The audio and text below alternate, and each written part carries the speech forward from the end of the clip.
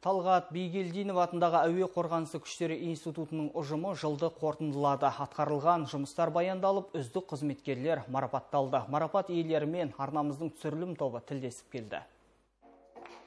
Институттың биылғы үздік оқытушысы Ришат Аршидинұлы. Ол дене дайындығы пәнінің мұғалімі. 2010 жылдан бері әуе қорғанысы күштері сапында қызмет етіп келеді. Биыл жаттықтырған курсанттары емтиханда ең жоғары көрсеткіштерге қол жеткізіп, оқу орнының беделін биіктетті. Бізде теориялық бағыты бойынша емтихан тапсырады. Екінші этап бізде методикалық жағынан сабақ өткізу әдістерін көрсетеді. Үшінші этап бізде практикалық. Бұл жерде 4 жаттығу әр бағытқа қарай күшке,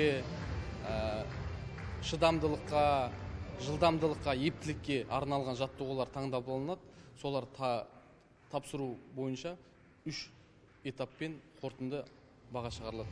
Биыл оқу орнында бірнеше елеулі оқиға болды. Мәселен, тұңғыш рет институтқа қыздар қабылданды. Жалпы 240 курсант оқуға түсті. Чехиядан жаңа 2 ұшақ алынды.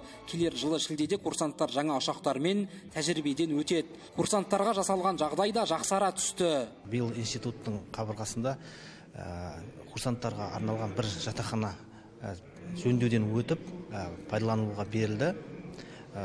Сол жатақханада бүкіл жағдайлар жасалған заманауи талаптарға байланысты.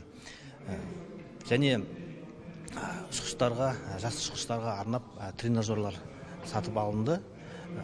Сондай тренажерлар бар. 380 градусқа айналып, ұшқыш өзінің әуеде қандай жауынгерлік тапсырма орындаған кезде қандай сезімде болатын болса, соны сезіне алатындай тренажерлық дайындық жүргізілетін аппараттар сатылып алынды біздің институтқа. Жылды қорытындылау жиыны тәуелсіздік күніне арналған мерекелік шараға ұласты.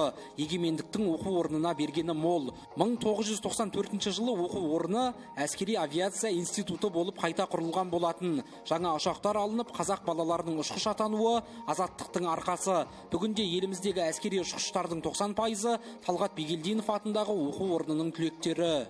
Нұрбол Жауынбаев, Самат Қалекенов, Ақтөбе телеарнасы.